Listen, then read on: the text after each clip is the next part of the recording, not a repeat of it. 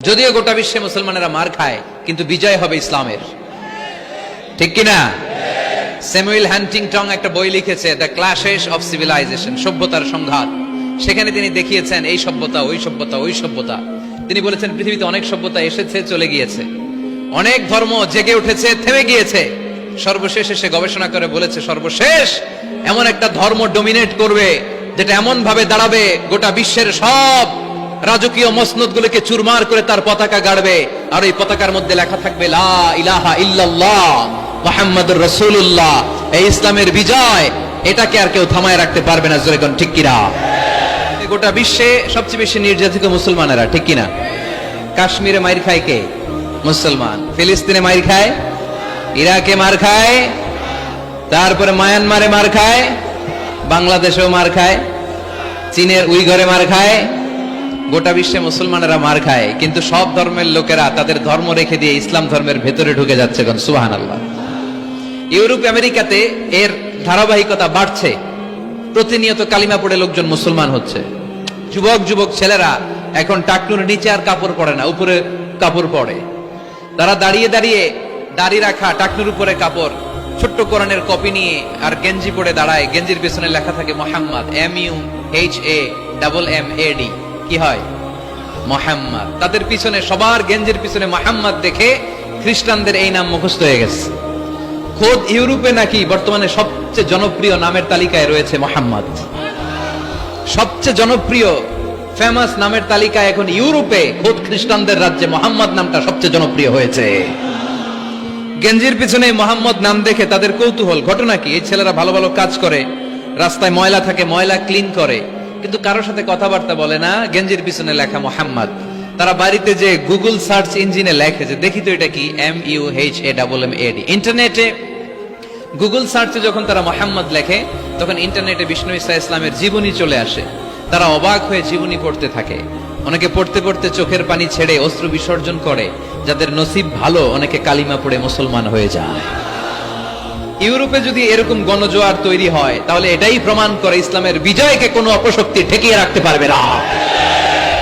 খ্রিস্টানরা যেখানে যে নামাজ পড়ে, ওটারে কি বলে জানেন? গির্জা। ইংরেজিতে বলে চার্চ। এই ইউরোপ আমেরিকাতে ওরা ওদের চার্চ বা গির্জাগুলো বিক্রি করে দিচ্ছে। এর কারণ, মাসেও একজন আসে না। কথা কয় না? আমরা 5 ওয়াক্ত পড়ি, 3 ওয়াক্ত পড়ি, 2 ওয়াক্ত পড়ি, সপ্তাহে তো হাজিরা দেই। কথা বলেন, কি বার? এই শুক্রবার বা জুমাবারে হাজিরাটা তো দেই। ওদের মাসের পর মাস যায়, কোনো মুসল্লি নাই।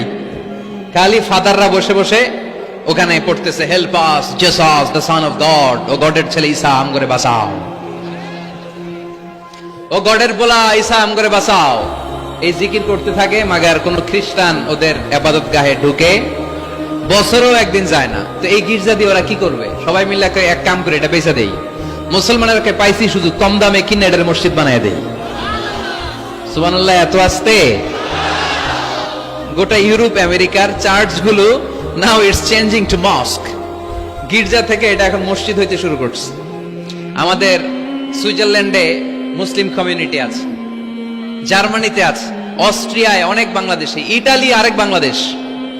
ইটালিতে প্রোগ্রামের জন্য কমসে কম 50টা প্রোগ্রাম চেয়েছে আমার কাছে, যে হুজুর আপনি যদি আসেন 1 মাসের কমে আইসেন না, তাইলে খবর আছে আপনার। বাংলাদেশের নাকি যত থানা, ইটালিতে ততটা সমিতি আছে। যতগুলো থানা ততগুলো সমিতি, ততগুলো অর্গানাইজেশন। সবাই আমারে ধরে রাখছে, আপনার ইউরোপ সফর করলে ইটালি না আসলে খবর আছে। তো ওখানে এই যখন খ্রিস্টানরা ওদের ইবাদত গাহে যায় না, কম দামে এরা বেচে দেয়, আর এগুলোরে মুসলমানরা পলিশ করে একটা মিনার লাগাই দিয়ে মসজিদ বানায় ফেলে। প্রতিনিয়ত সেখানে আজান হচ্ছে, আল্লাহর ধ্বনি উচ্চারিত হচ্ছে, ইসলামিক সেন্টার হচ্ছে। স্ট্রিট দাওয়া মানে রাস্তায় দাঁড়িয়ে ইয়াং যুবক ছেলেরা দাওয়ার কাজ করে। এখন গণজাগরণ যুবকদের, তাদের কথায় মানুষ আকৃষ্ট হয় বেশি, ঠিক কিনা? রাসূল সাল্লাল্লাহু আলাইহি ওয়াসাল্লাম বলেছেন, আরব দেশে কেউ যদি লাল কপালওয়ালা উট পায়, তার চেয়ে দামি জিনিস আর হয় না। আমরা বর্তমানে কি পাইলে খুশি? কেউ হয়তো BMW পেলে সবচেয়ে খুশি, 1 কোটি টাকার বান্ডিল দিলে খুশি, ডুপ্লেক্স একটা বাড়ি দিয়ে দিলে খুশি, তাই না? তো আরব দেশে এগুলো পাইলে তারা বেশি খুশি হতো না, তারা লাল কপালওয়ালা উট পেলে খুশি হতো বেশি। বিষ্ণু ঈসা ইসলাম বলেন, তোমার কারণে যদি কেউ অন্য ধর্ম থেকে ইসলামে আসে, জাহান্নাম থেকে জান্নাতি হতে পারে। লাল কপালের উট পেলে তোমার যত খুশি হওয়া উচিত তার চেয়ে তুমি বেশি খুশি হয়ে যাবা। এজন্য আমাদের দাওয়াতি কাজ বাড়ানোর দরকার আছে না নাই? উই অল আর দাঈ ইলাল্লাহ, আমরা সবাই দাঈ। দাওয়াতি কাজ আমাদের সবাইকে চালিয়ে যেতে হবে।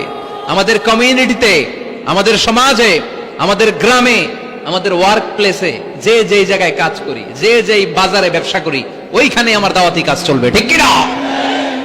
আল্লাহর দেয়া ধর্ম, ইসলাম কি বানানো ধর্ম? আমি চাইলেই কি কোরআনের আয়াত চেঞ্জ করতে পারবো? প্রধানমন্ত্রী ডোনাল্ড ট্রাম্প, কোন নবী, পৃথিবীর কেউ কোরআনের একটা আয়াতের চেঞ্জ করার ক্ষমতা রাখে? আয়াত তো দূরের কথা, একটা শব্দ, একটা অক্ষর, একটা নোক্তা। নোক্তা চিনেন? বায়ের নিচে কয় নোক্তা? তায়ের উপরে, সায়ের উপরে, ইয়ার নিচে। এগুলো চেঞ্জ করা যাবে? কথা বলেন। অসম্ভব। কোরআনকে চেঞ্জ করা যায় না। কোরআনের কপি যদি আগুন দিয়ে জ্বালিয়ে দেওয়া হয়, কোরআন শেষ হয়ে যাবে? এরকম পরিকল্পনাও করেছিল ইসলাম বিদ্বেষীরা, ভারতবর্ষ থেকে কিভাবে কোরআন সরানো যায়। তারা প্ল্যান করলো ভারতের কোরআনগুলোর মধ্যে আগুন ধরাই দিবে, তাহলে কোরআন শেষ। তাহলে কি কোরআন শেষ? তারা রিপোর্ট পাঠালো ইংল্যান্ডে, no, it's completely wrong, because they don't just write down the holy Quran in printed copy, they memorize the verses of Quran in their own hearts. তারা শুধু কাগজে কোরআন লিখে ছাপাখানায় ছাপায় না, তারা হেফজখানায় পড়ে পড়ে পড়ে পড়ে সিনার ভিতরে কোরআন ঢুকিয়ে রাখে। যদি আগুন লেগে ধ্বংস হয়ে যায়, ধ্বংস হয়ে যায়, যদি আগুন লেগে যায় পুড়ে যায় পৃথিবীর সব বইয়ের দোকান, বিশ্ব থেকে হারাবে না পবিত্র কোরআন, বিশ্ব থেকে হারাবে না পবিত্র কোরআন। সুবহানাল্লাহ পড়েন। কোরআনকে দূর করা সম্ভব না। এই কোরআনকে নাজিল করেছে কে? এজন্য এই ধর্মের বৈশিষ্ট্য হচ্ছে রব্বানি। এটা রবের দেয়া, এটা মন মস্তিষ্ক প্রসূত বানানো কোনো মতবাদ নয়। এই ধর্মটাকে আল্লাহ নিজের ধর্ম বলেছেন। আল্লাহ ইসলামকে বলেছেন দীনুল্লাহ। ইসলামকে কি বলেছে? ওয়ারাইতান নাস ইয়াদখুলুনা ফি দীনিল্লাহি আফওয়াজা। নবী আপনি দেখবেন লোকজন বানের পানির মতো কালিমা পড়ে আমার ধর্মে ইসলামে প্রবেশ করেছে। এটা আল্লাহর ধর্ম, রব কেন্দ্রিক। এজন্য আমরা যাই করি, যে দোয়াই করি, ওই দোয়ার শুরুতে রব আছে না নাই? আমরা যখন বলি আল্লাহ দুনিয়ার কল্যাণ দাও, আখিরাতের কল্যাণ দাও, আমরা দোয়াটা শুরু করি রব দিয়ে। কি দিয়ে? আমাদের দোয়া শুরু হয় কোন শব্দ দিয়ে? রব্বানা আতিনা ফিদ দুনিয়া হাসানাতাও ওয়া ফিল আখিরাতি হাসানাতাও ওয়া কিনা আযাবান নার। দোয়ার শুরুতে রব আছে না নাই? আবার পরে রব্বানা যালামনা আনফুসানা ওয়া ইল্লাম তাগফির লানা ওয়া তারহামনা লানাকুনান্না মিনাল খাসিরিন। সুবহানাল্লাহ পড়েন। ইসলাম মানব কোনখানে? ইসলাম মানব কতক্ষণ? দেহে প্রাণ আছে যতক্ষণ। ফ্যামিলিতে, সমাজে বাস্তবায়ন করতে হবে, তা না হলে পরিবর্তন আসবে না। আমরা পরিবর্তন চাই। We need change, we have to change, we like change. আমরা এই ঘুণে ধরা সমাজকে কোরআন দিয়ে পরিবর্তন করে দিতে চাই। আমরা বিপ্লবের অংশীদার হতে চাই। আমরা অনাচার মুক্ত সুন্দর সমাজ চাই।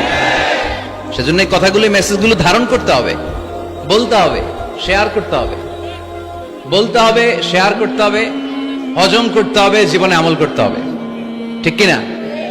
তো এইভাবে এই মেসেজগুলো ধারণ করতে হবে, লালন করতে হবে। এবং কোন জায়গায় ভুল করতে চাইলেই আল্লাহর ভয়ে থেমে যেতে হবে, অন্যায় করা যাবে না। কারণ আমি ওয়াদা দিয়েছি, ইসলাম মানবো কোনখানে? না শুধু মসজিদে, মাদ্রাসায়, মাহফিলে, কোনখানে? মনে থাকবে মুসলমান।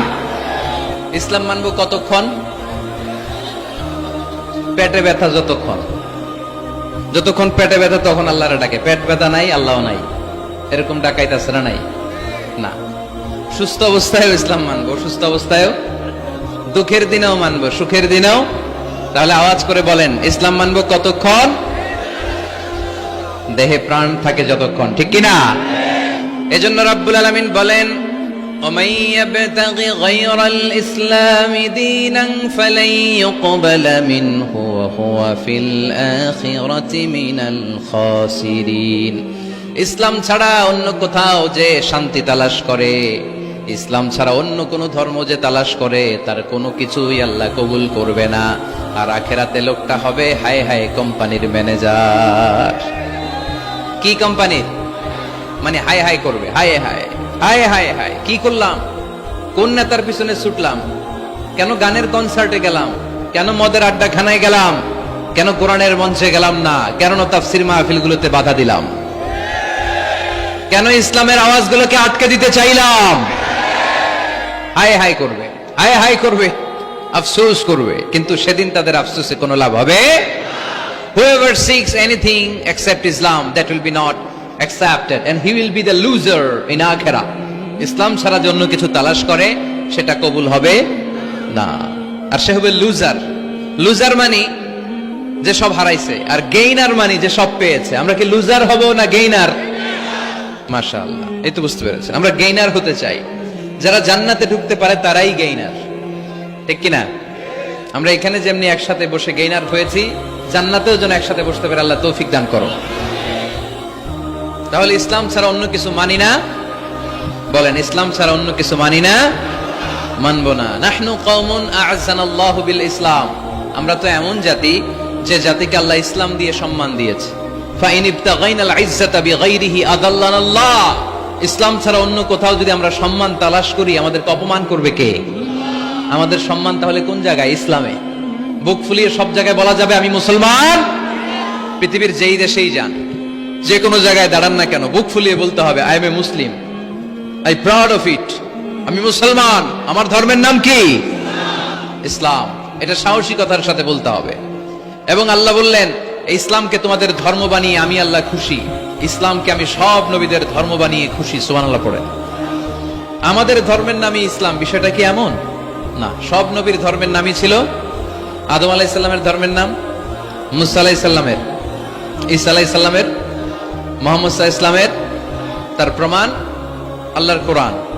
রব্বুল আলামিন বলেন মা কানা ইব্রাহিমু ইয়াহুদিয়াও ওয়ালা নাসরানিয়াও ওয়ালাকিন কানা হানিফাম মুসলিমা। আমার ইব্রাহিম ইহুদি ছিল না, নাসারা ছিল না, আমার ইব্রাহিম ছিল পাক্কা মুসলমান। সুবহানাল্লাহ পড়েন। ইব্রাহিম আলাইহিস সালাম কি ছিল? পাক্কা মুসলমান। তো ওনার ধর্মের নাম যদি ইসলাম না হতো উনি মুসলমান হইতে পারতেন? জোরে বলেন। তার মানে সব নবীদের ধর্মের নাম কি?